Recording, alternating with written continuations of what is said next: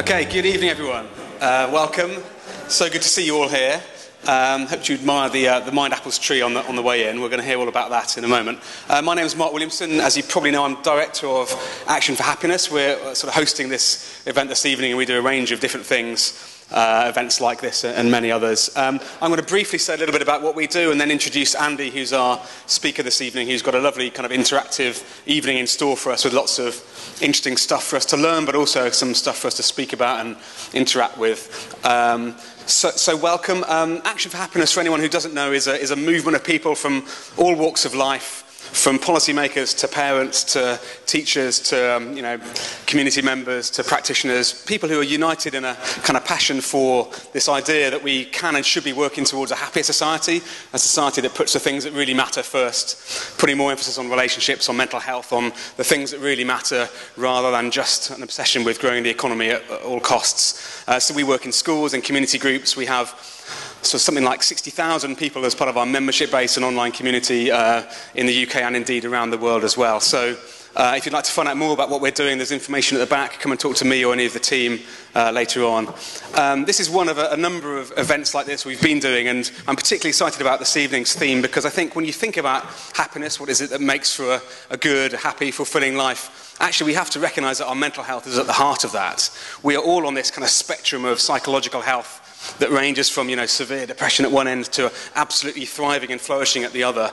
And if we care about, the well-being of the nation, we should care about where we are on that journey, and of course where the people we care about are, our children, our community members, our family, our friends. And what Andy and his kind of work with Mindapples, I think, does so beautifully is to find a way of us talking about our minds, talking about our mental health, talking about the kind of, the processes that go on in our heads that drive everything we do, from our relationships to our working life to our creativity, our decision-making. Pretty much anything in our lives comes from our mental state. So what he's got with Mindapples, I think, is a really powerful, positive and kind of engaging way of talking about that stuff that is so important to all of us. So hopefully you'll find things that inspire and help you, but you'll also find things that kind of are useful in the way that you think about your relationships, your friendships, and the people that you care about in your lives, whether that's as a teacher or a business leader or a community member or anything else. So that's all I wanted to say, really. But just to mention, at the end, we often go for a drink after these events. There's a pub called the Enterprise on I think it's Red Lion Street, I think it is, just as you come out of the building, take a left. So if you wanted to join us for a drink and to carry on some of these conversations afterwards, that would be great. But please now join me in welcoming Andy Gibson.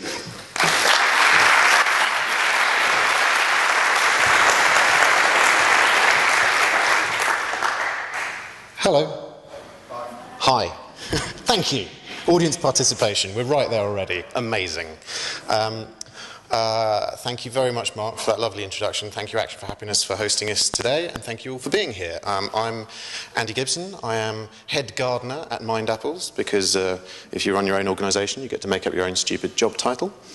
And can I just ask, before we start, just to help me out with a little survey that I do when I give talks like this, which is just by show of hands, if you're willing to share. Can you just put up your hands if you have mental health? Okay. So about half of you, maybe a bit more. Okay, right, good. Now put up your hands if you don't have mental health. Thank you, sir. Very good. Okay, hands up if you're confused. Good, even better. That's what we like to see. Now, I have asked this question in rooms all over the place, all over the country, and even in other parts of the world. And something very interesting happens when you ask, do you have mental health? Because about 10% of the audience usually puts up their hand. Some of them very proudly, some of them in a slightly tentative, confused sort of way. And then I say, so who doesn't have mental health? And then the same 10% of people put up their hands and look even more confused than they did before. And at that point, I have to step people through it, which is say, okay, hands up if you have a mind, and hands up if your mind has health. And then, okay, let's try it one more time, hands up if you have mental health. And we get everybody, and we're there, and thank you. Well done for being good at it, you passed the test. I will now talk to you. And that's really the nub of where Mindapples started. So we started from the perspective that actually our culture around mental health is broken. The term has come to mean illness. When we hear the words mental health, Do you have mental health? People think, oh, you mean illness, right? Okay. And a friend of mine actually summed this up perfectly a couple of years ago. He said, you know, Andy, I'd love to help you out with Mindapples because I had mental health last year. And you go, what? That sounds great. He says, no, I had a breakdown. It was terrible. It's like, oh, okay, so you didn't have mental health. Okay, now I'm with you. And actually mental health has become this thing we're afraid of. It's become, oh no, I've got mental health. I've joined the 1 in 4. My life is over. Ah! And in fact, mental health should be amazing. It should be the best thing we can ever have. It should be, I've got mental health. Hooray! I love my quality of life. It's amazing. And so we started Mindapples to say to people, we all have mental health, we all have minds, and actually we can all do things to take care of them. And actually, this is one of the lesser known things about our minds, is that what we do makes quite a lot of difference to them. We really can actually take care of them. And we never talk about this. And there's a whole set of studies from mostly from positive psychology, genetic studies on identical twins and all kinds of things, which basically is pointing towards the notion that around 40% on average of our mental well-being, our happiness, our mental state is down to our outlook and activities, the choices we make, the actions we take. About 50% is genetic, about 10% is actually your life circumstances, where you've come from in life, and about 40% is the choices you make from this point forward. Now that's not to say that I could take somebody here and bisect them and say 50% of this is that's your parents, and 10% that's everything that they did to you when you were growing up, and then 40% the rest of that's your fault. It doesn't quite work like that. The way that it works is this is across the population, so on average generally in the developed world. The point of this statistic really is we have a lot more control over how we feel than we like to think. And most of us don't really know what to do with that. We don't talk about it. We're not really taught anything about our minds. We're not taught about how to look after them. And so that's really where Mindapples comes in. So we ask people, what you do is good for your mind. And that's where we started back in 2008. And thank you very much for sharing your wisdom on the Mindapples tree. Here's one from, I think it was the Playgroup Festival last year. This is one of my favourite 5-a-days. Sausages, open-minded people, girls with tails, cold cider on a sunny day, and dancing my socks off. And that really has been where, as far as we've got with engaging the public a lot of the time. But the point of this deceptively simple, rather silly little thing that we do, is actually quite complicated underneath the bonnet, because what we're doing to people is we're saying, hello, you know you have a mind, remember that thing that you take completely for granted? Well, what you do makes a difference to it. Yes? Didn't know that? Okay, well have a think about that. What have you noticed? What have you noticed about it? And then by people sharing what 5 things they do that are good for their mind, we hope to start a better conversation where we actually realise, you know what, I actually am more in control than I thought. I do actually have some kind of agency here. And so that's what we've been doing for quite a long time. For a lot of people, it's the first time we've ever thought about our minds. And so where we started really was there. We have now become, we're a social enterprise. We help people to take care of their minds. And we began as really a social project to get people to talk and think more about this topic. Really with the perspective that if you think about it, the amount of money that is spent is a good indication of what we value in society. I mean, not necessarily. It's quite interesting how disconnected those two things are most of the time, but it's a nice starting point. So if you think about how much worse it is for your mind to fall apart than for your teeth to fall out, how much more damaging it is to your relationships and to your life, how much harder it is to fix, then why do we have an $890 million global dental hygiene market to stop our teeth from falling out, and yet no one is talking about their minds? That's quite odd. And so at Mindapples we say we want to make looking after our minds as natural as brushing our teeth. We want to make this a completely normal thing to talk about. And where that led us to is actually quite an interesting place, because this is actually, this introduction is a talk that I've given many times over the time that I've been running Mindapples. It's actually the last time I'm going to do it, because we've evolved beyond this term mental health now.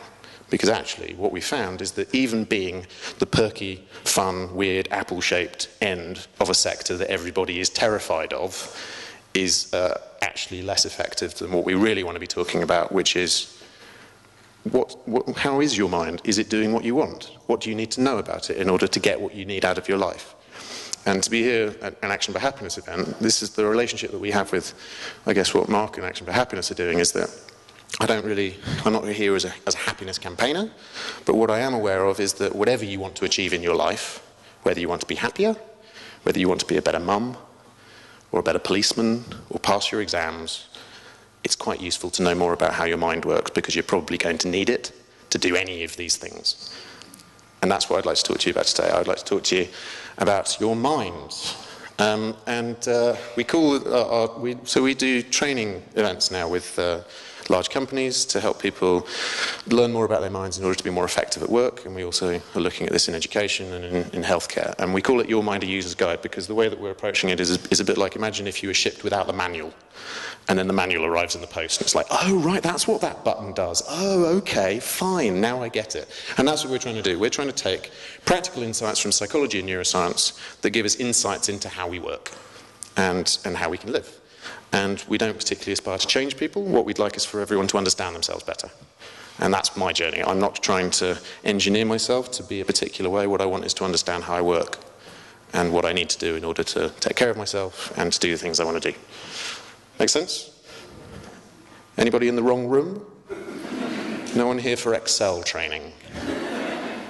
Good. Okay, would you like to learn about your minds a little bit? A little bit? A little bit? Just a little bit? Yes? By show of apathy? Come on. Who wants to learn about their minds? Yeah! Excellent. So, what we're going to cover, actually those timings are a little bit off, we'll make it up as we go along. We're going to cover a few things. I'm going to tell you a little bit about the history of the mind, because just to give you a sense of my background, I'm actually a historian by training. I'm not a psychologist, I'm not a neuroscientist. What I've been doing is working with psychologists and neuroscientists and people like the Institute of Psychiatry to pull together what is known about the mind that we think is practically useful for people. And so my interest is in the communication of this stuff. And so I looked at all this and I thought, I'm a historian. What I'm interested in is the story of our relationships with our minds. And I'm going to show you a few things about how your mind works and talk a bit about what we assumed was true and what we now think is true. Put this into a bit of a context. Then we're going to do a little exercise around mood regulation. I'm going to talk to you about your feelings. It's all right. This is a safe space. And then we're going to do a little bit of a game together where we realise just how much influence we are having on each other just by sitting in a room together, and how much influence I'm having on you just by staring at you. And that's going to be quite frightening for everyone involved. Let's plough straight into this, into a brief history of your mind. And what we're essentially looking at from an evolutionary perspective, bigger brains are the key to our evolutionary success. We are not stronger or bigger than the other animals. We are cleverer. And the reason that we've become the dominant species is because we grow these incredibly large brains. In fact, our young are effectively born immature. Our young are born much earlier in the cycle of brain development and physical development than most species, because our brains go so big that we can't actually get them out. So nature has found a way of producing these children quicker. And actually, you know, the women in the audience, thank you for the very wide hips. That was very helpful. We outgrew all the other chimpanzees because we were able to have children with much bigger heads. And that's basically why we're the dominant species. It's really quite a prosaic thing when you think about it, isn't it? We've got very big heads, and so we won. But what it tells you is that actually brain growth is the key to our evolution, because what's happened is that we have become much smarter, and various bits have been bolted onto our brains that have enabled us to outthink the other species. But that doesn't mean that our brains just came from nowhere. In fact, let's tell you about the evolution of your mind, which is that we started out with the primal functions. So this is what some neuroscientists call the reptile part of their brain. And this is really all of the stuff that you need in order to just stay alive. It's not very much fun being a lizard, but they get the job done. They're cold-blooded, so this isn't even where you get to regulating body temperature, but this is how aroused you are, how alert you are, basically being able to kind of eat things and reproduce. It's kind of what happens at about 11:15 on a Saturday night.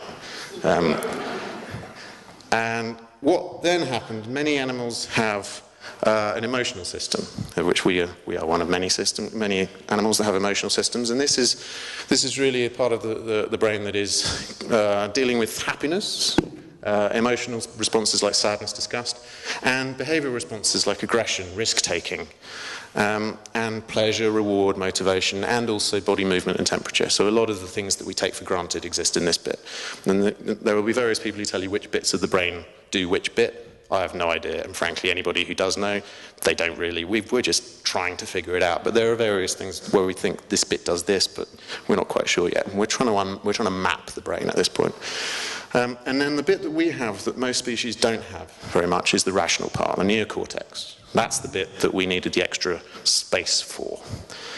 And what we've done really is we've bolted on this rational part of ourselves onto essentially an animal brain. And it allows us to do planning and organising and problem solving. And it also is the part of our language, our social learning. So chimpanzees have parts of this. You know, it's not like we're the only people with it, but ours got much cleverer, so we're able to articulate things in a more persuasive way, and it gives us this capacity for abstract thought. So if you ever hear people talking about mindfulness, meditation, it's partly to turn this bit off because it's really, really noisy. If only we could go back to just having that, wouldn't that be so much more peaceful? But it's actually very useful to have this. And to place this in the historical context, this is a brief history of our relationship with our minds. And we, in this country, and it's different in different cultures, but certainly in the UK, in America, we come from a Judeo-Christian view of ourselves. And where we start with that is that we've got this notion of the body and the flesh is weak and sinful, and it drags us into base animal pleasures. And then we have our soul. We don't have a mind, we have a soul. And our soul is that intangible, ephemeral part of ourselves that is lifted up to heaven, to the angels, and that's the bit that we must aspire to be. And then in the Enlightenment, there was this realization that actually we didn't need this concept of the soul anymore, so what happens is that we replace the soul with reason. And so we start talking about how rational we are. And so you end up with a situation where you've got a lot of people wandering around going, I am very rational, I am civilized, I play cricket, it's amazing, look how incredibly rational I am. And we will go around the world and we will civilize all of these other people because they are savages, because they don't play cricket. And we will teach them to play cricket in order to become like the angels. And we're still basically in that same dualism. We're still basically going, the flesh is sinful and bad, and the mind or the soul or the rational part of us is wonderful. And what we discovered during the 20th century, with the advent not only of psychotherapy and psychology, but also of marketing and PR, is that people who think that they're perfectly rational are very easy to sell shoes to. And over the course of the 20th century, our view of ourselves as being perfectly rational creatures has completely dissolved into a mass of failed economic principles and very, very large cupboards with a lot of shoes in that we're not quite sure why we bought. And this is really where we're at. And what we've realized over many, many decades now of brain research is that it's actually, this dualism doesn't work. Because actually, whether you look at it as right brain and left brain, which is still essentially the same dualism, or the old brain, that primal part of us, versus the new brain, the neocortex, what you still end up with is the same dualism. And the truth is, we're all of it. We're the whole thing. We're all of these three, all in one. And actually, even more so than that, we're not even just our brain. There's a whole load of research into embodied cognition, which is starting to show that we've got a lot of neurons, a lot of sensory apparatus, a lot of thinking power in the whole of our body, and there's a lot of things going on that aren't even just up here. It's all wired together, and it's very interesting. No one's really quite sure what the hell's going on. It's honestly, I've no idea. I mean, you think I'm not enough of an expert. No, I'm just honest enough. It's really weird. So I'm going to show you a few things. I'm just going to give you a little tour of your own minds. Let's play some games together, okay? Now, first question, are you rational? Yes. Yes. All right, good. Thank you for playing. So, what would you choose? You're buying a subscription to The Economist, and these are your choices. An online subscription is $59, a print subscription is $125, and an online and print subscription is $125. What looks best there? Online and print? First one. So online, we had some for online and a few for online and print. Raise your hands if you'd go for online only. Interesting. And raise your hands if you go for online and print. Okay. Where's the other slide? Oh, come on, there you go. What about now? Just online for $59 or online and print for $125? Online. Hands up if you choose online. Most of you? Okay. What they discovered is that by adding the third option, you can shift people's choices. So the things that they were interested in is studying the $59 online subscription and the $125 online and print. If you have an option in the middle, then 84% of people choose the expensive option, $125 for online and print. If you don't have that middle option, then the majority switch and buy the cheap one. We were doing this in a major financial institution this morning, and a guy said, I'm one of the people who did that, and actually every time a copy of The Economist arrives through the post, it goes straight in the bin and I read it on my iPad.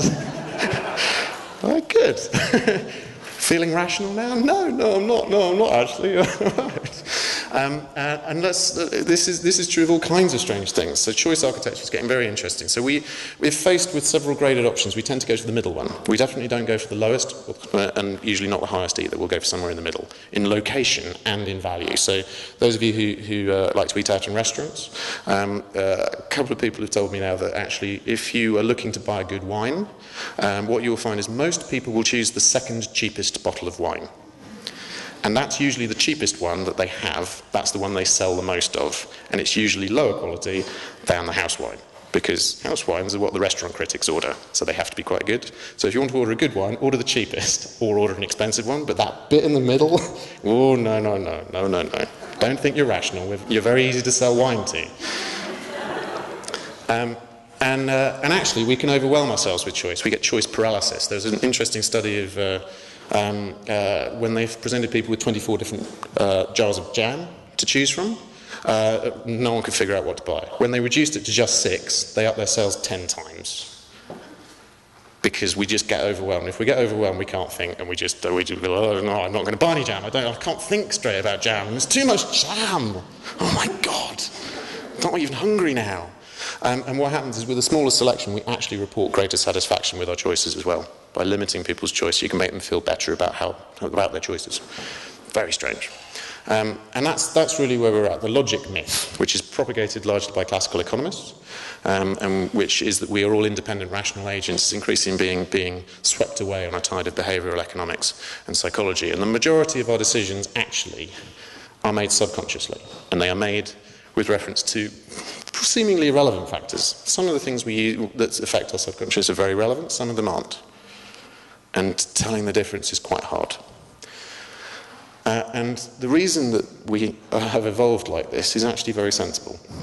This is the donkey, and this donkey was proposed by a French philosopher and theologian called Jean Buridan in the 1340s.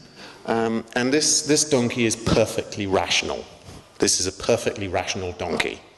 Stay with me, people. And this perfectly rational donkey is placed exactly equidistant between two identically sized piles of hay, or in our case, apples, and starves to death. Because it can't decide. It's got no reason to go for one or the other, and it just sits there going, ah. And actually, our emotional signals are designed to make us take action. They're not necessarily designed to make us make the right choice, but they make us make a choice because we need to do that to survive. And the evolution is very smart in realizing that on average, some of us will figure it out and we'll all survive, we'll keep going. The last thing you want is inaction. And what happens with patients with brain damage, there have been interesting examples of people who they have brain damage and they report actually being very rational and being completely actually at peace. They're not worried about things. They lose their emotional systems and they're quite relaxed about things. But you present them with a menu and they just stare at it and they can't decide what to have. And these people are paralysed with this choice paralysis. They can't actually get past this notion of, I don't know whether the fish is going to be any good, and I'm not quite sure whether the meat will be, raw enough for me, or, maybe, I don't know. There's so many factors. You can go insane just trying to make rational choices. And so we're designed to just do something. Pick it. Middle one. All right. Okay, middle one. Fine. The things that actually switch us off course are quite interesting because some of it is, yes, I really want that, that's good. And some of it's just bizarre stuff. So which looks better, apple or muffin? Apple? Muffin? Okay. Which looks better, apple or muffin? Apple. We favour our dominant side. Those of you who are right-handed are more likely to choose the apple now. There you're more likely to choose the muffin, just because if you're right-handed. If you're left-handed, it goes the other way. And anybody who's reading about nudge, I always find it interesting that if you're going to stop positioning things in order to make people eat the salad rather than the chips, which is what the government's always talking about, how do you get fat, poor people to eat less chips? That's basically what David Cameron's been trying to figure out for the 2 years in his office. I always wonder what the left-handed people are going to get, because there's a danger of nudging all the left-handed people to be really fat, and all the right-handed people to be really thin. Fight the power. Warm feelings. I don't know if any of you had a drink on the way in here. Those of you who've got bottles of water in your hand. There's a very interesting study about, I think the study involved people in a lift. So you get this, the participant would be in a lift for a very short amount of time, I think not even speaking to somebody there, and they told very little about them, and then that person leaves the lift. And then they're asked afterwards, what did you make of that? What judgments did you form about this person, this complete stranger? But they were also given a drink to hold, and only for about 10 seconds while they were in the lift.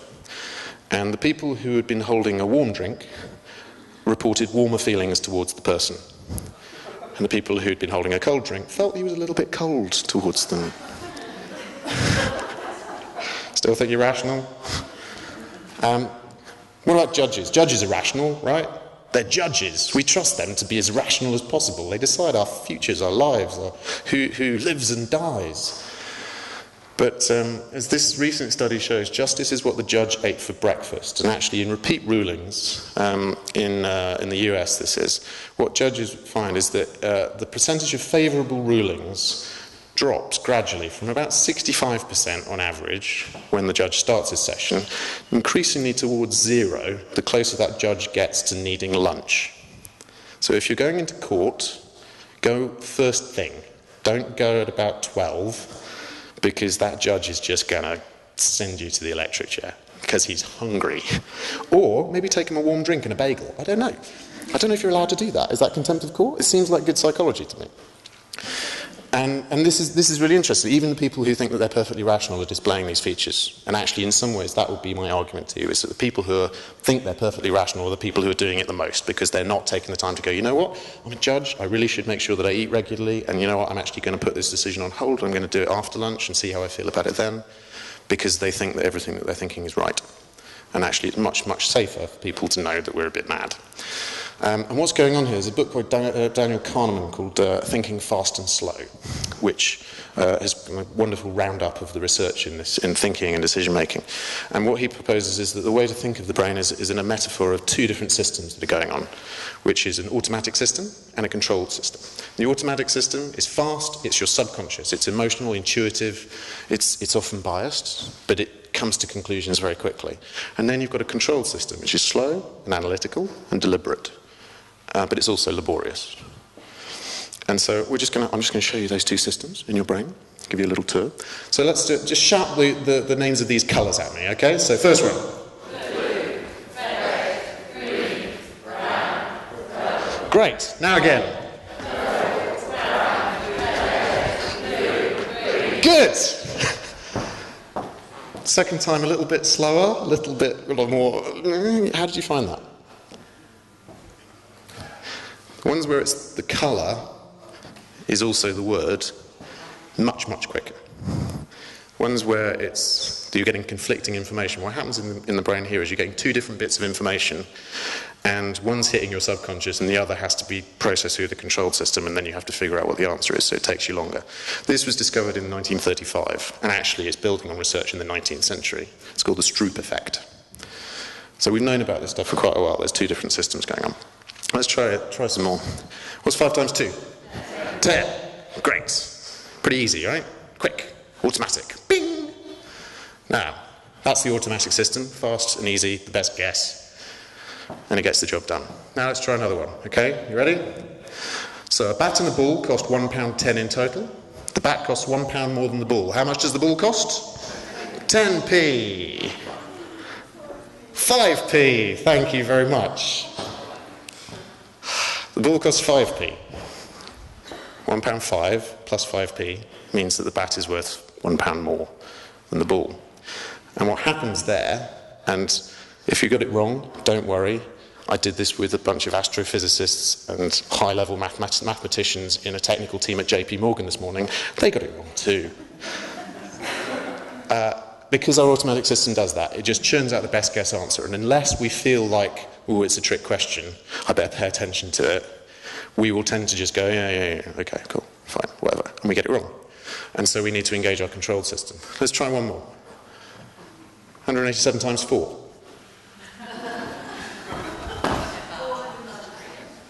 4, so what was that? Automatic system, no compute, no. Automatic, no help here. You know that scene in The Simpsons where Homer is stuck with a difficult question and he goes, come on brain, think of something, and he looks up and the brain just isn't there, and he's like, comes back down and he goes, don't! That's kind of what happens there. So actually what we have to do is we have to go, control system, 100 times 4, 80 times 4, 7 times 4. Okay, I've got it. Who got it really quickly? Yeah, a few of you? But you can get there in the end, but I mean, this is why we get kids to practice their times tables. So a guy this morning, he got it very quickly, but that's because he knew the 18 times table. So he did 18 times 4, bang, and then add 28 to it, right, there you go. So that's why we do it. That's the point of that whole piece in our schooling where we were like, why do I have to do this? I have a calculator. We're training our automatic systems to be better at maths. And that's really where the control system comes in, is when the automatic system is wrong. But we have to know to kick it in. But it gets there in the end. The problem is that we have limited attentional capacity. So we have a very limited amount of space in our conscious mind to process these things. So the control system is very clever, but it's one at a time, please. And actually, if we get too much information, we can't process it consciously. We run out of RAM. It doesn't work. And actually, that's the reason that most of our decisions never make it as far as our control system, our conscious awareness. 99% of the decisions you make every day are just made, because it's as simple as like, I'm going to walk there, I'm going to walk there, I'm going to walk there. If you can't think about that, you go insane. So whenever people talk to me about faith, I always say, well, we all have faith. I go, no, I don't. I love Richard Dawkins, but I don't have faith in him. No, I just really like him a lot, you know. But actually, what happens is that, of course we have faith. I have faith right now that this stage isn't going to fall down.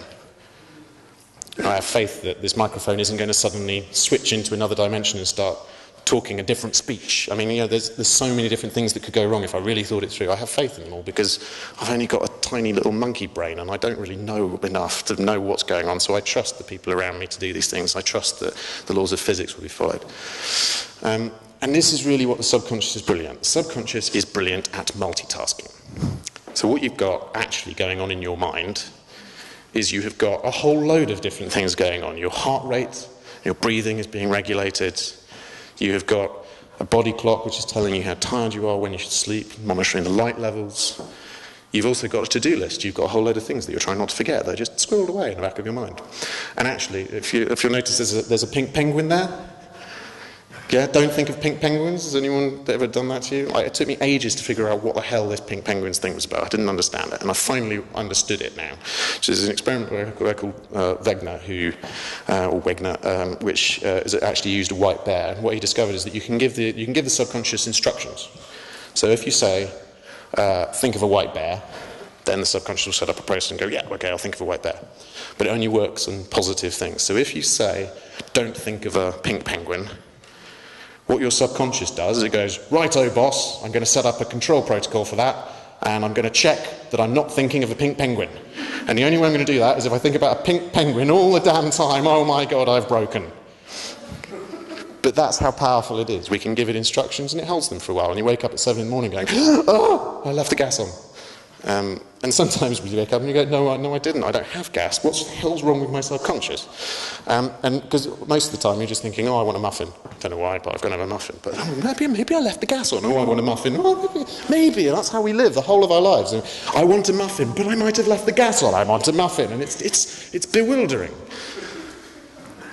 And a guy called Jonathan Haidt, who's an amazing psychologist, who writes a lot about this kind of thing. You may have seen some of his stuff at the RSA in recent years. He likens this in his book, The Happiness Hypothesis, to the elephant and the rider. And this is actually a quote from the Buddha originally, which is the Buddha likened his mind to a wild elephant. An untrained mind is like a wild elephant. And really the purpose of meditation is elephant training.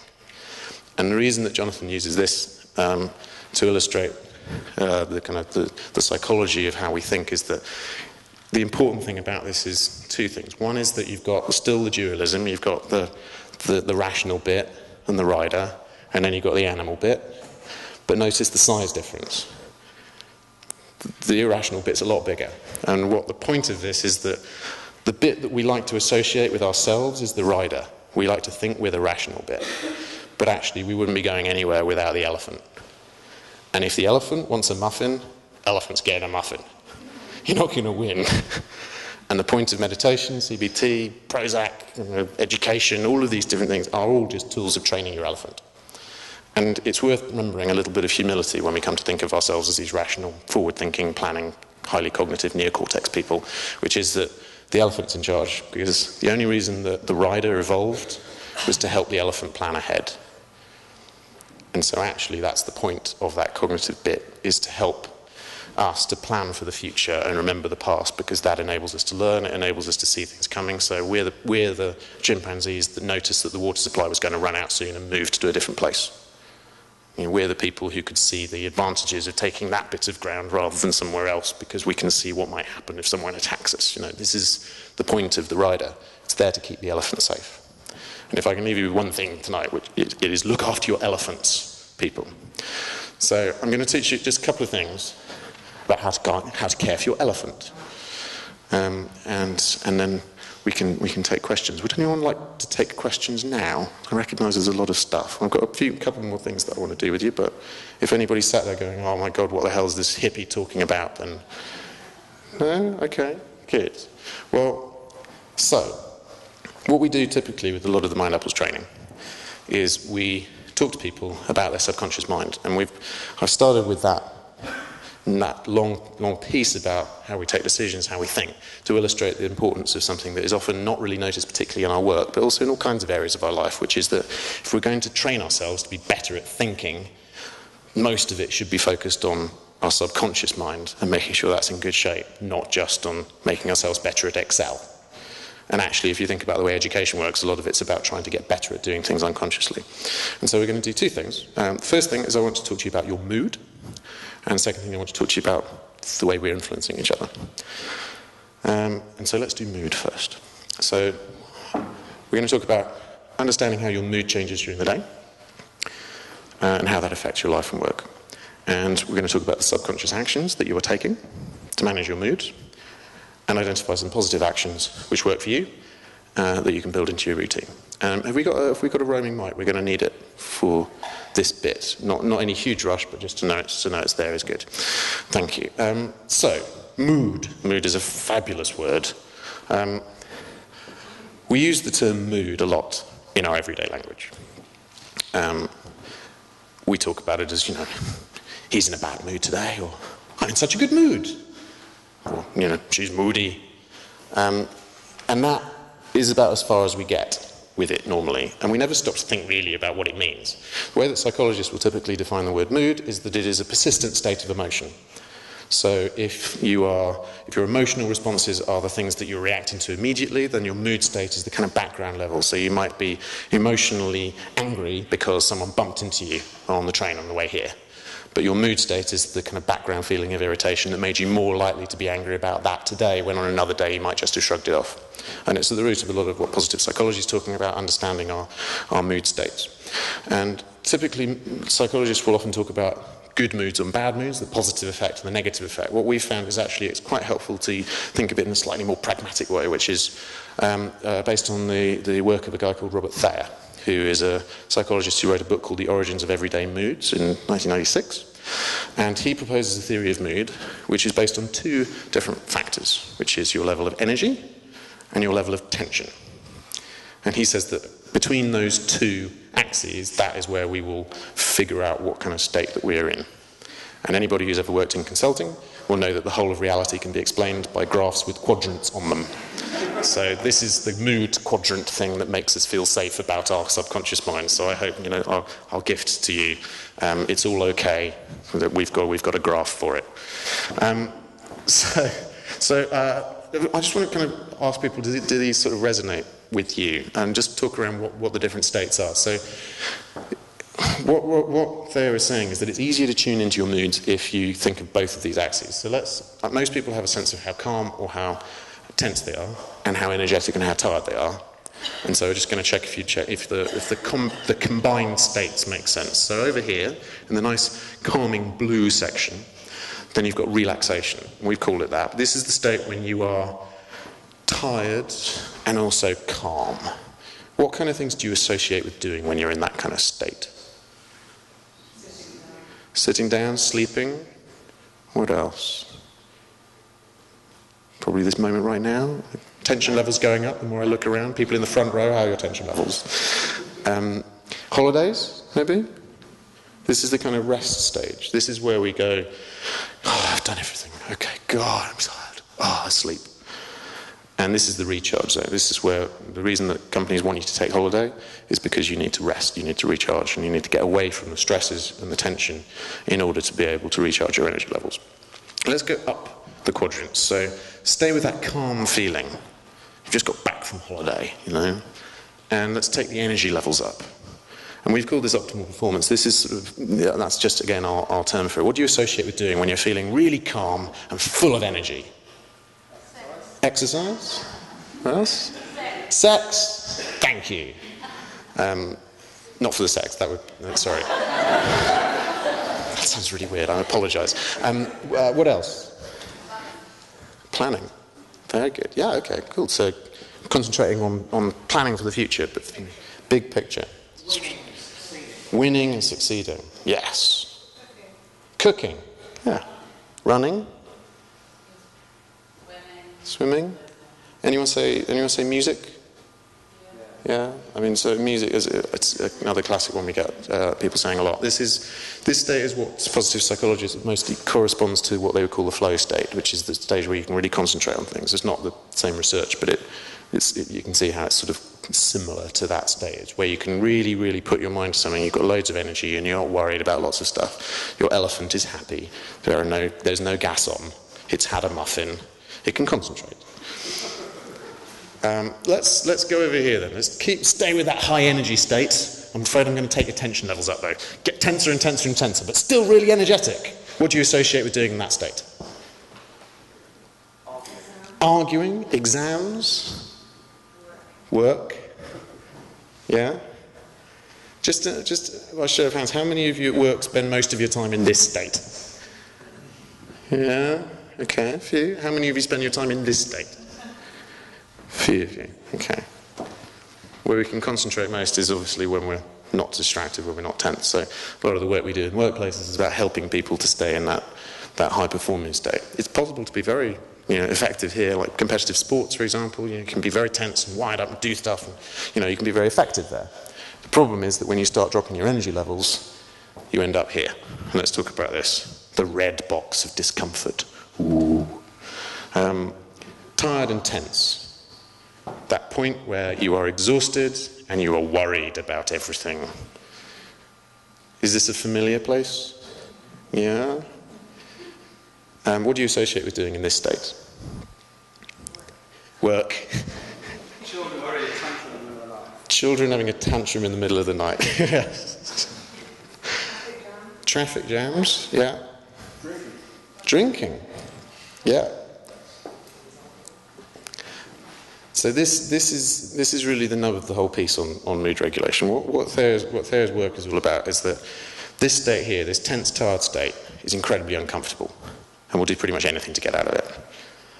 And what he basically says is that we spend most of our time unconsciously managing our levels of tension and energy in order to keep ourselves out of discomfort.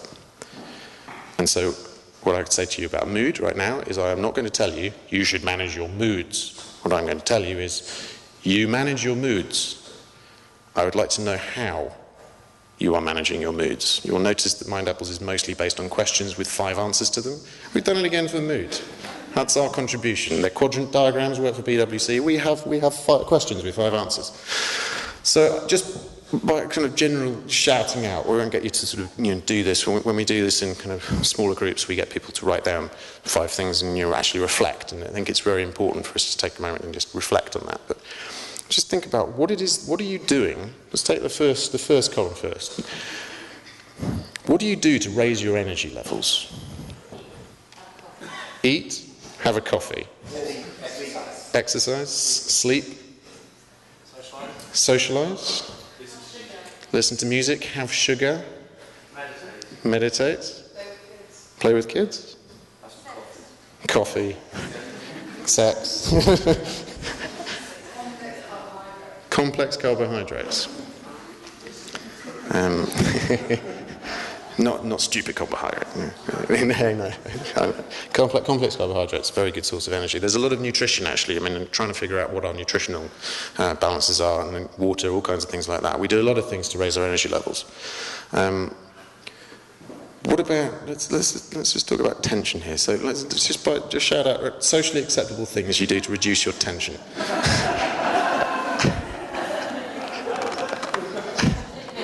Watch TV.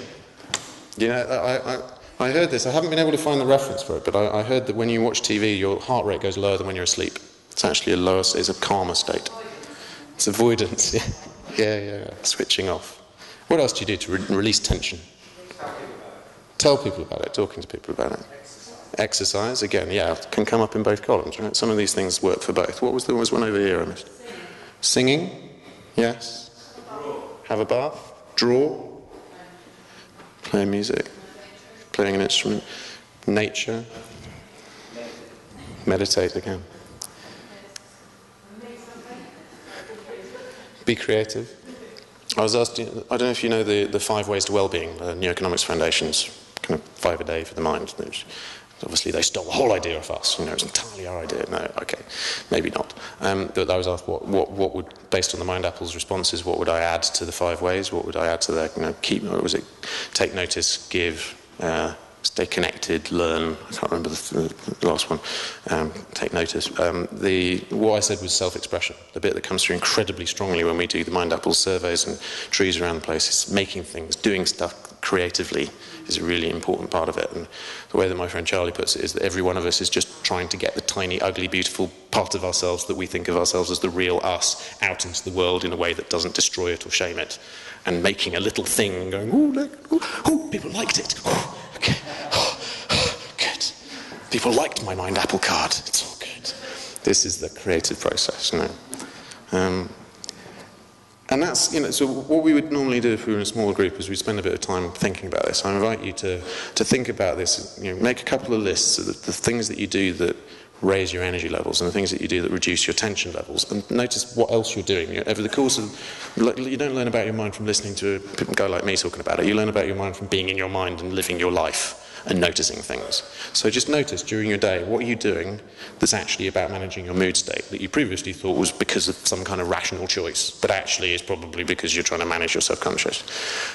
What Thair's research basically reveals is that he did a lot of studies on what we do, what we say we do to manage our moods, and the list of things that we do to raise our energy and reduce our tension, particularly when we're in this tense, tired, discomforted state.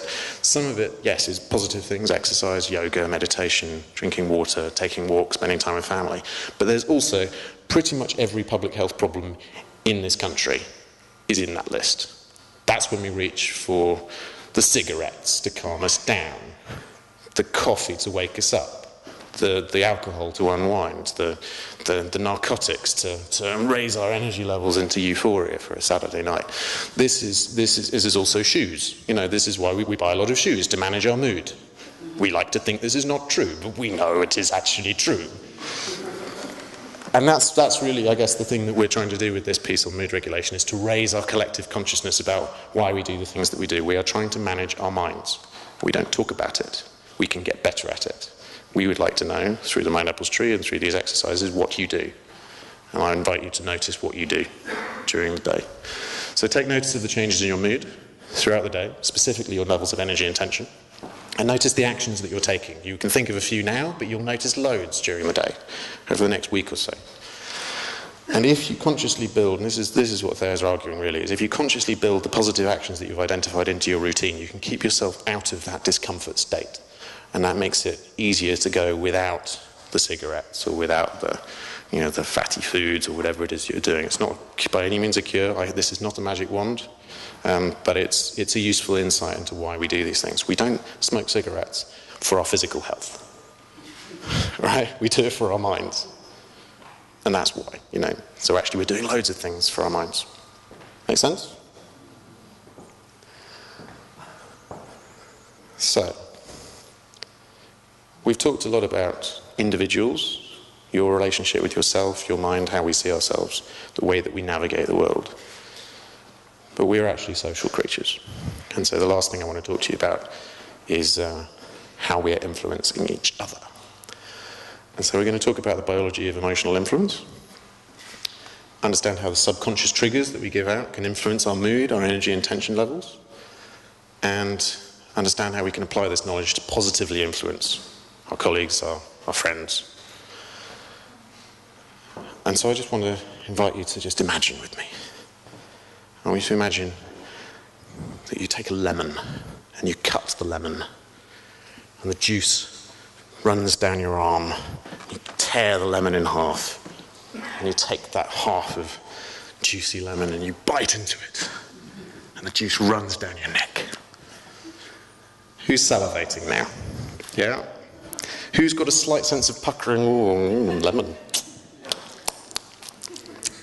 I quite like lemon, but some people really don't. What's going on there is you are able to empathise with that imagined scene, and you're experiencing quite visceral reactions sometimes. Your body is doing things differently as a result of something that I'm telling your mind. And this is the other way around now. This is the effect of the conscious mind on the subconscious. And what's going on there is actually a very interesting piece of neuroscience from a couple of decades ago, which is all about monkeys. I love this photo. My training colleague Natalie found this photo, and she couldn't be here with us today, so this is in honour of her. This is hi Natalie. So there was a load of experiments done on monkeys. And neuroscientists like to experiment on monkeys. I have a friend called Matt, he's a neuroscientist, he tortures monkeys for a living. It's his thing. There was a group of neuroscientists in Parma in Italy in the 90s who were looking at the motor neurons of monkeys. They were trying to find out which bit of a monkey's brain is the bit that controls movement. So they had all these monkeys wired up to brain scanners, and they got them to eat peanuts. And they were studying their brain activity whilst they were eating the peanuts. And then one day, one of the neuroscientists got peckish, and he ate one of the peanuts from the monkey's tray. And the monkey watched him intently, and to their great surprise, the monkey's brain activity fired in the same pattern as if the monkey had eaten the peanut itself. So without the monkey doing anything, its motor neurons seemed to be firing. Just from watching someone eat the peanut, it had had the experience of eating the peanut. And they thought this was a mistake. And it led to a series of follow-up experiments, which ultimately became the experiments that discovered mirror neurons. And mirror neurons are a part of the brain which is still disputed about exactly what's this is a part of the brain, the neurons that fire in sympathy for the things that we see other people experiencing. Not just even other people, other species, And this has become quite a big deal in neuroscience, because what we've discovered is that mirror neurons are at the heart of our empathy system, they're at the heart of how we learn, they're at the heart of social contact, and actually they're also at the heart of things like the way that we enjoy sports and performance art, why we go to the theatre, is we watch people experiencing emotional drama. I mean, why do we care? Someone else, right? But we go through a little bit of it, around 20% of the level of intensity, roughly.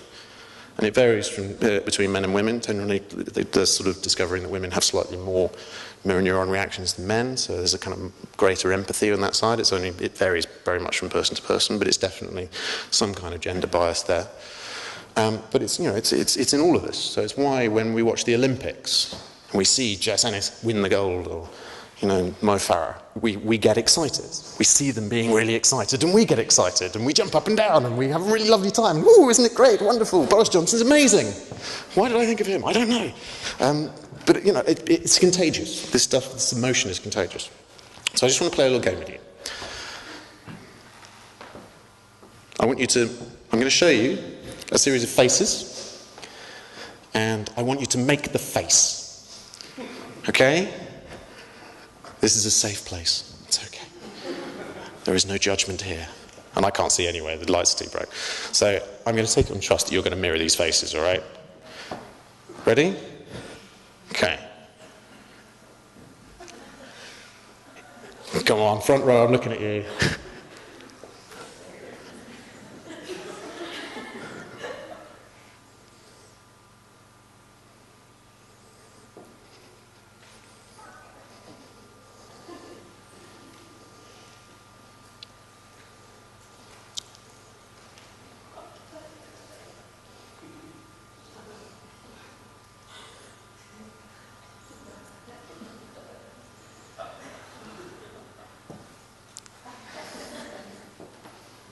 Cool.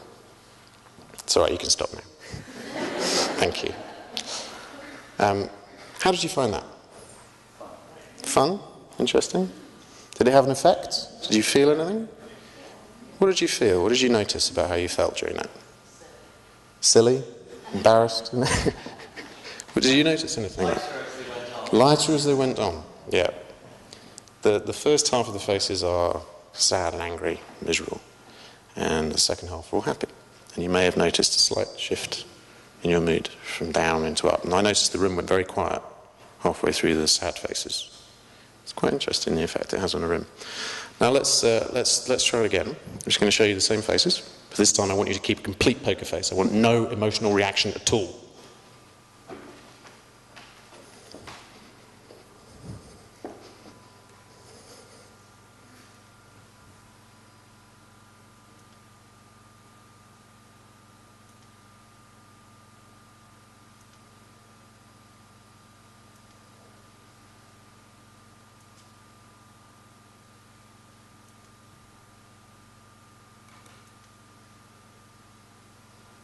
Okay. How did it feel that time? Impossible to stay poker-faced. Smiles contagious. Smiles are contagious. It's impossible to stay poker-faced. Did you notice the same emotional impact? Not as much. More objective. Yeah. What's interesting about the mirror neuron research is that what happens, this is one of the experiments that they use to study mirror neurons. What happens in your brain is actually, in terms of patterns, pretty much exactly the same both times. It doesn't actually matter if you make the face. The emotional impact of that is still happening in your brain, and you can override it with a conscious level, your controlled system, but it's actually, your automatic system is responding first. And actually what happens is you can measure this, where they showed a group of students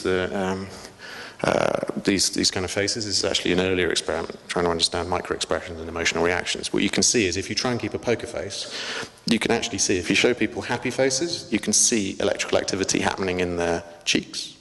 And if you show angry faces, then you get electrical activity in the brow. Even if you're very, very good at keeping a poker face, you'll still, your subconscious is going, no, ooh, smiley, ooh, kid, oh. No, controlled mind wants me to be quiet now. Sorry, rider. I was just an enthusiastic elephant.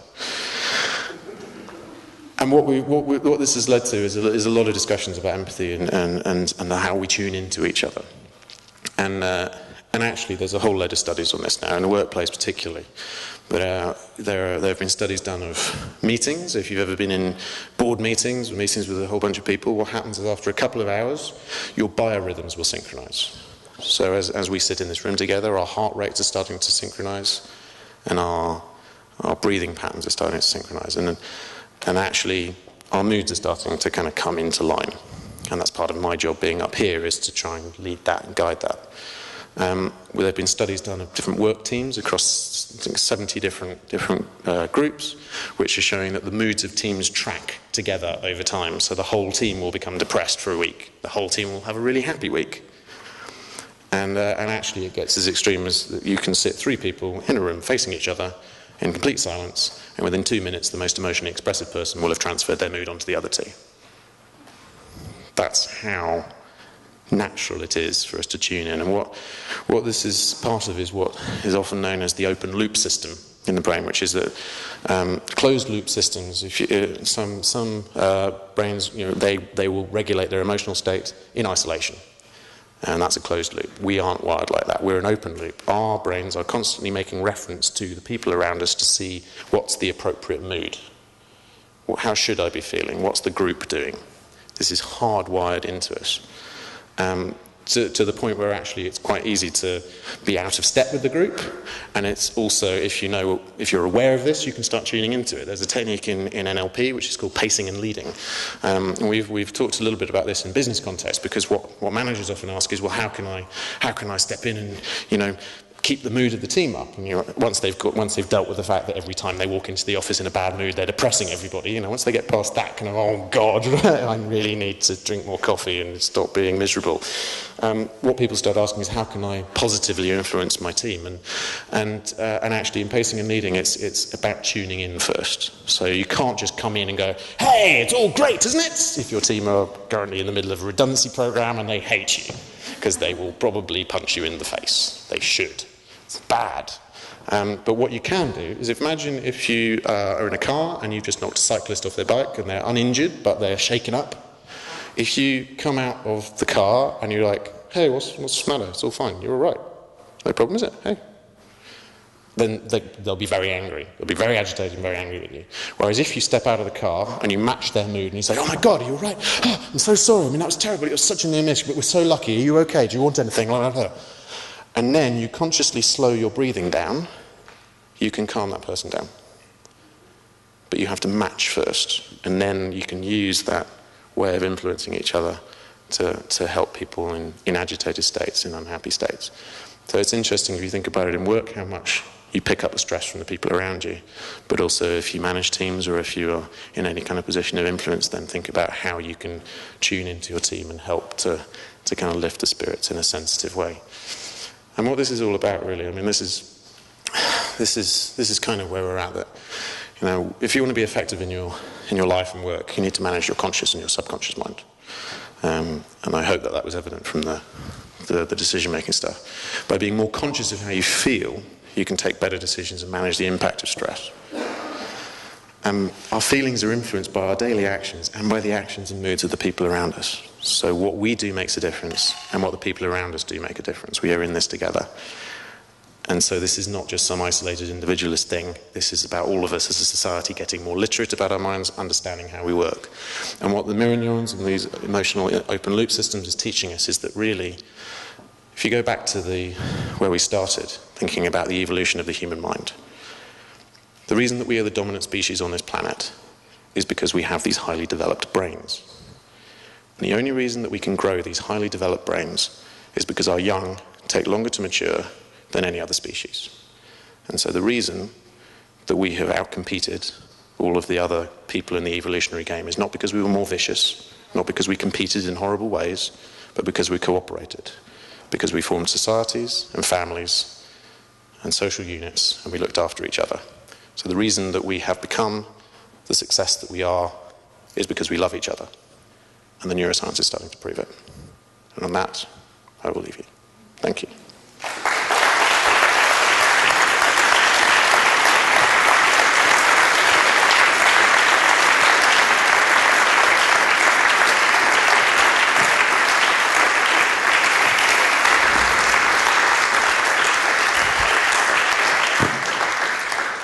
If anyone has questions, then I'm happy to take questions. However, I will also be sticking around afterwards. So if your question is just too confusing or too dangerous to share in public, I'll be here. But if you have a question you would like to share with the group, then I'm very happy to talk to you. Hello? Hello. Do you not think that animals love as much as human beings do, but in a different way? Animals do love, yes, absolutely. I don't know much about the details of it, but it's a good point. It's not by any means that we are better at cooperating. I guess the point I'm trying to make is that without that cooperation, we would not have been able to evolve as we had. So there are actually many species that are better at cooperating than we are. There are ants who are born and give up the entirety of their life to have their body used as a feed sack and a storage for all the other ants, and that's all they ever do their whole life.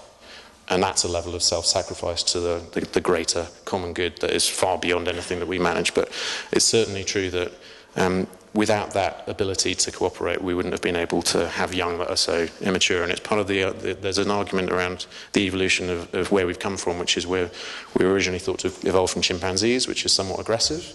But actually there's a bonobo theory, which is that there's more passive and loving forms of higher primate that we may have evolved from as well, or instead of, that have displayed these characteristics of taking care of each other. And the story of evolution may not be about us being more aggressive and horrible than the others, but actually about being more caring. So I agree absolutely that there are many species that could teach us a thing or two. So, what else? Yes. It's interesting that, although I don't know this lady, I was about to ask you exactly the same question. You talked about the contribution of shoe therapy to happiness. Of shoe therapy? Of shoe therapy, yes. But my experience is that this really only works for women. I wonder if you have a similar suggestion that might help men. Well, we've certainly got enough data now. We should probably produce a report on that from all the thousands of Mindapples we've collected. I would hesitate to say Xbox, but there's always something in that. I mean, the sort of sometimes if I've got a friend who's a big gamer, and we talk a lot about computer games, and occasionally there are times when it's like, well, how are you feeling at the moment? Well, actually, to be honest, Colin, I spent the whole day shooting things in the face, and now I feel a bit better. And it's sort of, there is something about that kind of that other world. I think there's a lot of gender differences, but they tend not to be specific to the actual biology of it. It tends to be a lot of cultural constructs. We were talking this morning, actually, in this session, about how the idea that men are very driven by status in order to get a mate, and that women less so, is actually increasingly starting to look like it's being reversed. That increasingly it's starting to go the other way, and that women are increasingly looking for status and attracting men because men are more attracted to women in powerful positions. So there's a lot of behavioural stuff that we can just play with. The main thing that we want to do is to get everyone talking about it. And so that's also why I don't stand here and say this is what you should do. What I say is there are a whole bunch of people here who are sharing what they've figured out, and I would much rather that we were like Amazon recommendations than the Richard and Judy book list. I'd rather that you got advice from somebody who you think is like you. But yeah, no, that would be. I mean, I personally, I think that's why pubs were invented. So, what happens if a lady goes off to buy shoes, comes and meets the guy in the pub. Lady gets drunk, leaves the shoes, but the job was done. Both sides got happy. Women used to not be allowed to go into pubs. I suppose so. I wasn't around then, though, unfortunately. But I say unfortunately. That's a very terrible thing to say. But yeah, I mean, there's interesting stuff around gender, around single-sex groups. I'm interested in the men's movement and how that relates to feminism, and how actually having time involved in single-sex groups allows people the space to explore, different things that they need to look after themselves. And I think that's another debate to be had on another occasion. But you can see where, there's so much that we don't talk about here, which is really interesting and fun to talk about. And that's why we started Mindapples, to create a space where we can talk about what we've all learnt about this. Did that answer your question? Or do you want? Yeah, okay. I can recommend some stuff. We'll have a look at the Mindapples tree, figure out what else we can do besides shoes. Anything else? What else? Yes. Yep. There's a mic just. Thank you. Fascinating talk. Thank you. I found the four blocker between using tension and energy very interesting. Yeah. Do you differentiate at all in that, or did Thayer differentiate between high positive energy and high negative energy? Because you can be angry or excited, and I don't think those two things are equal in terms of reducing discomfort. It's a good point. Actually, what we've been using Thayer's work, but that's one of kind of four dominant theories of mood. The other three all use that sense of positive and negative. So we've picked out tension and calmness as a way of talking about mood, because that, you should talk to some of my team about this. They know more about the papers that it's based on than I do, but it's around sort of 80% of mood states can be represented in Thayer's model, but actually the broader picture is to talk about energy and positive and negative. So actually you can be in a very, very heightened state and be really excited, and you can also be in a really heightened state and really, really distressed. And that's actually how the full map goes. But mood research is going more and more into emotional research, and the two concepts are coming together. So actually what you end up then is, we do this in the sort of fuller trainings to talk about positive thinking, negative thinking, and that's where it ends up. But the starting point for us is to think about tension, because that's the bit that people are generally willing to share with people around them, and it's also a useful thing to tune into if you're not very kind of aware of what's going on in yourself. So I'd say start with the tension and energy, and then start, once you feel like you've tuned into that, then it can get a bit more complicated. But yeah, you're right, absolutely. Yeah. Yes, thanks. Thank you very much as well. Very enjoyable. Just a couple of things that came to mind. One was, first of all, thinking in terms of washing the teeth, washing the mind. Or brainwashing, as they call it. Well, I think brain cleansing is something that repeatedly comes down through the ages in different spiritual paths, which is an examination of conscience, ideally on a daily basis, if we can remember to do it, as a way of sort of cleaning out, so that we don't have things niggling away in our subconscious or unconscious mind, and to eliminate guilt or anger or whatever, to resolve issues, and reduce the inbox mentally. And to what extent has that come up in your work, particularly say in companies? And secondly was, it's just gone to me now. Oh yeah, on mirror neurons, where there's research being done by guys out of McGill in Canada on mind habits, where they get people to click on photographs of themselves and on happy smiley faces and dark and angry faces, and it's all about training the mind towards the smile. Where your name is put up as a reference, so that you're training the mind to look for the smile, so that even if you're in a city of 95% of the people are unhappy and looking dour, that you're beginning subliminally to train the mind 5 to 10 minutes a day to look for the smile. And they're finding that it's dropping things like blood pressure, it's having effect on mood.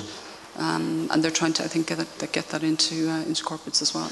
It's interesting. I mean, quite a few people said it, that the sort of smiles are a bit more contagious than the sadder faces in that experiment, and that tends to be slightly how we're biased. And it's very interesting how stress states can actually alter our perception of situations. That's another thing we talk about a lot, is that the cognitive distortions that come in with when you're in a negative frame of mind, is you tend to notice more of the negative things, and if you're in a positive state of mind, you notice more of the positive things, and you can retrain yourself and sort of step back. And it sounds like a very good example of doing that.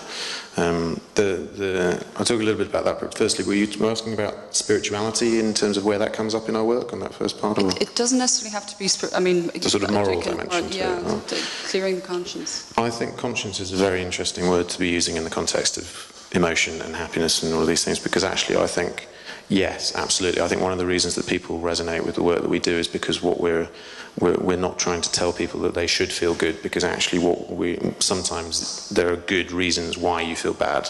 If you see what I mean, that actually what we've got is quite often our values have been violated, or we feel we've violated our own values. And you can see the way that we're wired socially, that's a very important part of our nature, is to be checking around to see what the rest of the group will think of our actions, and to feel worried about that. I'm quite interested in the concept of shame. And someone gave me a really good definition of shame once, which is, it's the feeling that what you've done is so terrible that you'll be thrown out of the tribe. And that's a very primal thing, because actually that could mean you die if you're thrown out of the tribe in an ancient context, in an evolutionary context. And so I'm interested in the evolutionary and biological drivers that are then also seen in spiritual contexts, and how those two relate. And I don't really have an answer for you, but this book, The Happiness Hypothesis by Jonathan Haidt, is a lovely book for that, because what he's done in it is to take the wisdom of ancient spirituality, contemporary religion, philosophy, and to match that against what the science is telling us, and it's often proving us right in terms of our instincts and the way that we've told stories to get people to behave in appropriate ways. And a lot of the things that we have as a society valued for spiritual reasons have also been valued for other reasons in other societies, and it gets very interesting. I don't know, I'm not religious, so I don't make any claim to know about the sort of spiritual side of how we behave, but I think it's very interesting how much overlap there is. Just on the positive versus negative point, there's one interesting thing. So Mark and I were at a conference about happiness at the weekend, and we were talking a lot about the relationship between Mindapples and the action for happiness. And I found myself on a panel talking about whether we can learn to be happy. And one of the things that I ended up saying was that actually, if you look at individuals, there is a lot of correlation between positive thinking, positive outlooks, and life chances. So you will do better in work, you will get more promotions, you will do better in all kinds of areas. Your life will be better if you're positive, if you're a yes person rather than a no person. But if you look in the evolutionary line of it, actually, there are good reasons for anxiety and for negativity and for misery, which is, the people who were keeping an eye on the bushes were probably the people who spotted the lion coming and kept us alive. And we've got a very specific, interesting moment in our society now where actually the way that our society has grown, and we're so much safer now, that evolutionary value of the caution and anxiety and worry is becoming less and less obvious to us. But as a hive mind, we're basically designed to be quite smart. So we're sort of about 50-50 positive to negative people. It's a very nice spread. And actually, if you take about risk-taking behaviours, so whether you will go towards things and try it out, or whether you'll run away, where actually that splits along gender biases as well. So women will be slightly more likely to be cautious under stress, and men will be slightly more likely to take more risks. So, which overall, as a society, would mean that there will be some people who will go, I think there's food over there, I'm going to have a look. And then there will be some people who go, I'm not sure, there was something that moved in the bushes, I'm going to stay here. And actually, overall, we get food and we keep enough people safe, and that was very well designed into us. But it's actually in this context now, it's the argument for why there should be more women in corporate boardrooms. Because what you've got is the whole of the City of London under massive amounts of pressure, and most of them are men, and they're all going, I think we need to roll with this, we need to take more risks, we need to gamble this, we've got to fight our way out of this. And what we need is a few people going, oh, we could slow down. Hello. And we're designed to be diverse. We're designed to have a diversity of personalities and thinking patterns, because we're designed to be a hive-minded social group. So, how are we for time? Have we got time for a couple more? Let's do two more, Andy. Two more? Okay, good. One here? Yeah, just thinking about personality type, and I don't know if there's a correlation between the Mindapples, you have the 5 good things you can do, whether people resonate more based on a Myers-Briggs or a personality type that says, yes, those 5 things work for me, versus those 5 things don't work at all. Have you done any work to kind of build in that correlation? In the context of the Mindapples stuff, or the 5 a day? We haven't actually matched it against personality type. We've been developing a personality module in our training, actually, which we haven't sort of launched properly yet, but we've not been looking at Myers-Briggs, actually. We've been looking at the big 5 personality traits. And there's a whole load of research going on about what people respond well to and what they don't. We haven't matched that, though. I'd love to do some work looking at the different actions that people respond well to, and matching that to personality. And that's a thing that we would love to do, and if we have more time.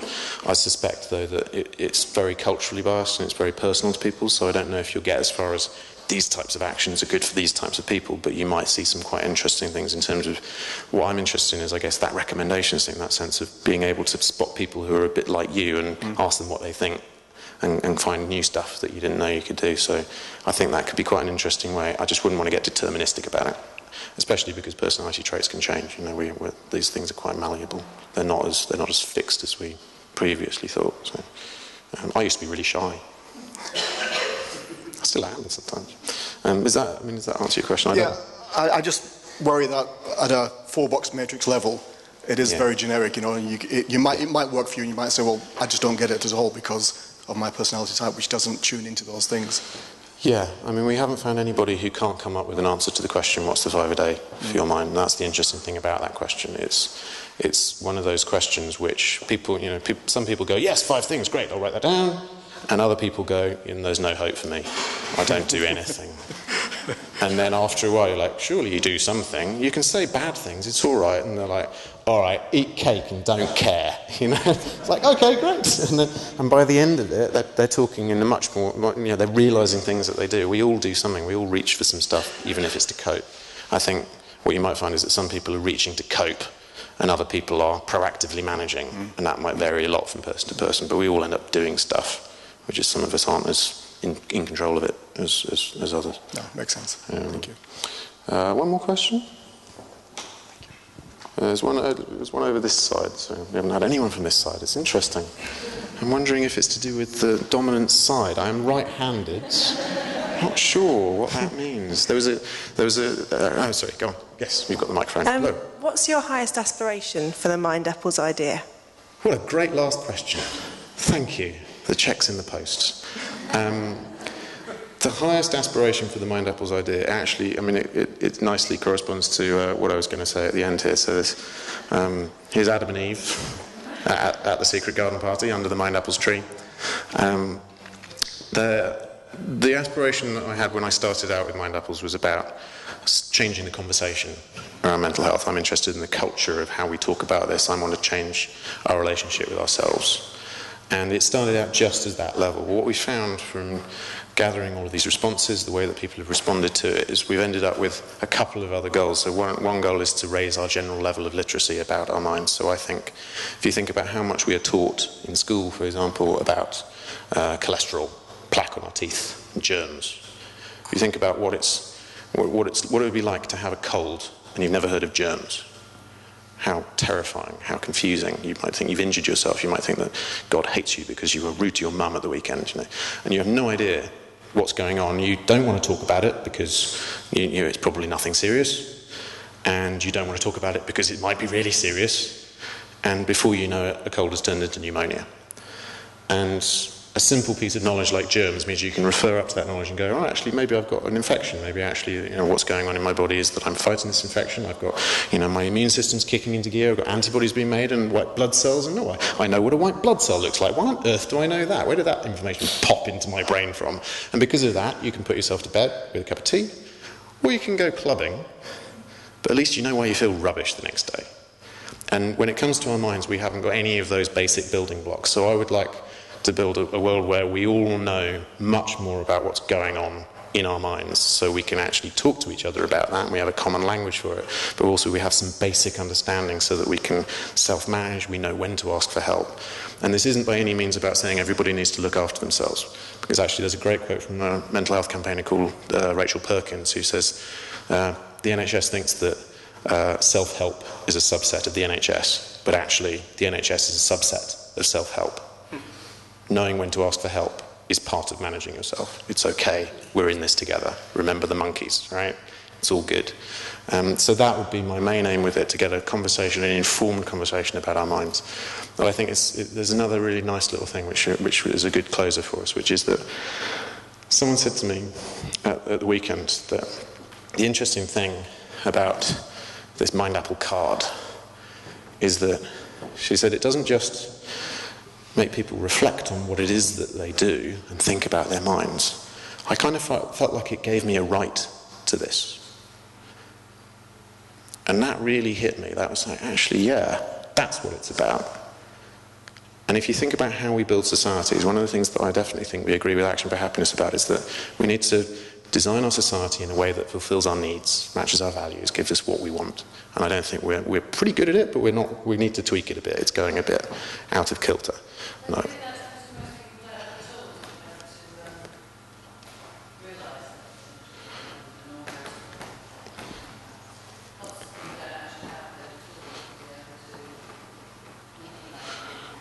Well, I think so. The point was, maybe it's because people don't have the tools to implement what they need to be happy or to be well. And I think that's right. I wouldn't for a second think that people don't have them. What I think is we're training it out of ourselves. And if you think about how little control we often feel about this incredibly complex system that we've built, that we live in, actually the first step to feeling a bit more in control is to feel more in control of your own mind. And that's all we can do. We can only really work with that 40% of how you feel day to day. We can at least help you with that bit. We can't control the money system, but we can do that little bit and help people to feel more in control. And if you think about this in the context of how we relate to our minds and our health and where we live, we are, I think, neglecting our underlying needs if we pay more attention to what our subconscious needs, what we need for our minds to be healthy and to be effective. Then we would design society in a slightly different way. And I want people to feel that they have the right to do all these things. So we have, if you take animals, animals don't get depressed in the wild. Animals get depressed in zoos. We build more and more office blocks. We work longer and longer hours. And we feel more and more anxious, more and more depressed. And it's somewhere along the line we need to remember that maybe we are also angels, but we are still also animals. And I don't want Mindapples to be about engineering people to be better. Mindapples, I'll quote Tim Smith at the Eden Project. So I remember asking Tim Smith many years ago, what's the Eden Project all about? And he said, the thing is, people think that the Eden Project is about flowers. It's not about flowers. It's not about plants. And I will say to you now what Tim says about the Eden Project is true about Mindapples, which is Mindapples isn't about minds. Mindapples is about what it means to be a human being. And with that, I'll bid you good night.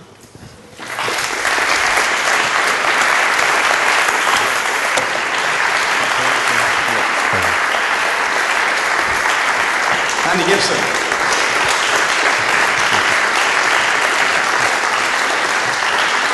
Thank you, Andy. That was hugely thought-provoking and very inspiring as well. One of the things that struck me, and I think is it Freud that first used the analogy of the iceberg, where you've got kind of a little bit above the surface and then this huge bit beneath the surface, and to be reminded of the power of the subconscious mind is hugely powerful. I was struck the other day, I was talking to my daughter about her swimming lesson, and she said, I really don't want to go swimming, Daddy, I don't feel very well.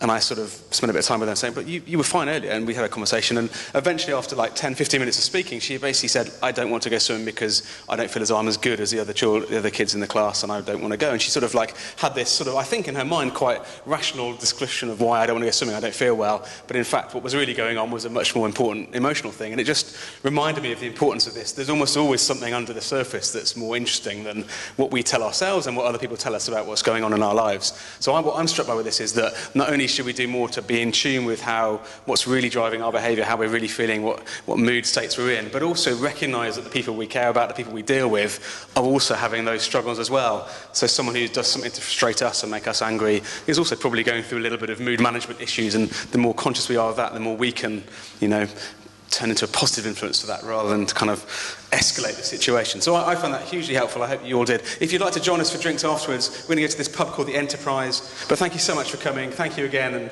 please join me in a round of applause for Andy again. Thank you.